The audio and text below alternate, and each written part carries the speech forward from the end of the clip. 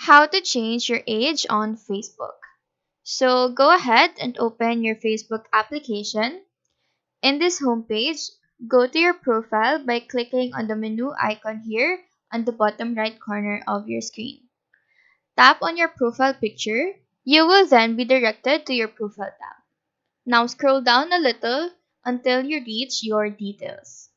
Under here, tap on the option that says See Your About Info.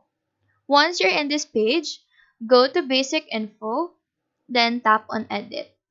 To change your age, all you need to do is change your birthday by tapping on the month, day, and year individually.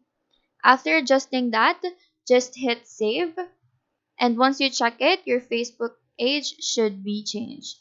So that is all for this tutorial. Do let us know if this video helped you out.